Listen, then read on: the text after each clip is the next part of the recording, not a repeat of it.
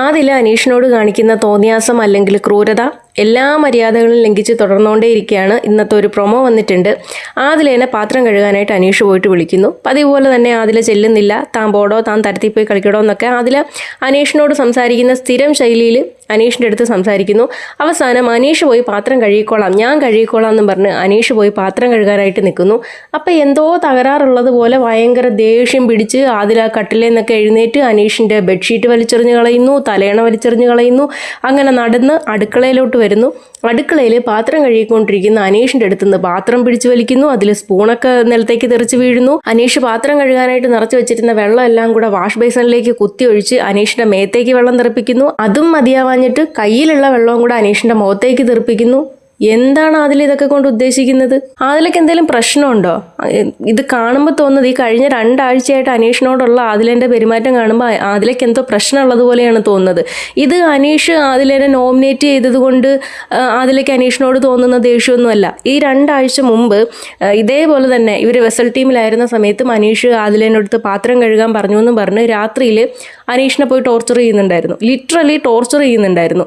പക്ഷെ അത് അന്നത്തെ വീക്കെൻഡിൽ ലാലേട്ടൻ ചോദിച്ചു. അതിനെ പറ്റിയിട്ടൊന്ന് മെൻഷൻ ചെയ്യുക പോലും ചെയ്യാതിരുന്നത് കൊണ്ട് അതൊരു സൗകര്യമാക്കി എടുത്തിട്ട് എല്ലാ മര്യാദകളും ലംഘിച്ച് അനീഷിൻ്റെ അടുത്ത് പെരുമാറിക്കൊണ്ടിരിക്കുകയാണ് ആദില. ഇങ്ങനെ ഒരാളോട് പക വീട്ടുന്ന അല്ലെങ്കിൽ വൈരാഗ്യം വെച്ചിട്ട് പെരുമാറുന്ന ഒരാൾക്ക് എങ്ങനെയാണ് അവിടെ തുടർന്നു പോകാൻ കഴിയുന്നത്? ഇത് വേറെന്തെങ്കിലും അനീഷിനെ ചെയ്യില്ലെന്ന് ആർക്കറിയാം? കാരണം ആ രീതിയിലാണ് ഈ ആദിലേൻ്റെ നോട്ടവും സംസാരവും പ്രവൃത്തിയും എല്ലാം ആ തരത്തിലാണ്. എന്തും ചെയ്യും എന്നുള്ളൊരു രീതിയിലാണ് അനീഷിനെ. എന്തുകൊണ്ടാണ് ആദില ഇത് വേറെ ആരോടും ഇത്തരത്തിൽ പെരുമാറാത്തത്? ഇപ്പൊ അക്ബറിനെയും ആര്യനെയൊക്കെ ഇതേപോലെ തന്നെ ടാർഗറ്റ് ചെയ്യുന്നുണ്ടല്ലോ. ഇന്നലെയും പറയുന്നുണ്ടായിരുന്നു വേറെ ആർക്ക് കിട്ടിയാലും അക്ബറിനും ആര്യനും ഒരു കോയിൻ പോലും കിട്ടരുത് എന്നുള്ളത്. എന്നിട്ട് എന്തുകൊണ്ടാണ് അക്ബറിനോട് ഇത് ചെയ്യാത്തത്? എന്തുകൊണ്ടാണ് പിന്നെ ആര്യനോട് ഇത് ചെയ്യാത്തത്? വിവരം അറിയും. അനീഷിനോടാകുമ്പോഴത്തേക്കും അനീഷ് എല്ലാം നിന്ന് കേൾക്കും, ക്ഷമിച്ച് അവിടെ നിൽക്കും. മാക്സിമം അനീഷ് പറയാൻ പോകുന്നത് അതിലത് ചെയ്യരുത്, അതിലങ്ങനെ ചെയ്യരുത് എന്നായിരിക്കും.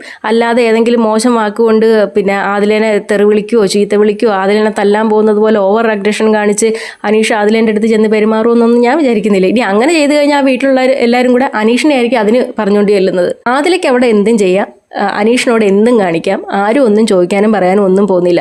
എനിക്ക് മനസ്സിലാവാത്തത് ഈ ആദിലേൻ്റെ കൂട്ടത്തിൽ സ്ഥിരം നടക്കുന്ന ഇവർ തമ്മിൽ ഭയങ്കര ഗ്രൂപ്പ് മീറ്റിംഗ് ഒക്കെ നടക്കുന്ന ഈ ഷാനവാസും അനുമോളും ഒക്കെ എന്തുകൊണ്ടാണ് ആദിലേൻ്റെ ഇത്തരം പ്രവൃത്തികൾ അതിര് കടക്കുന്നു എന്നുള്ളത് പറഞ്ഞു കൊടുക്കാത്തത്?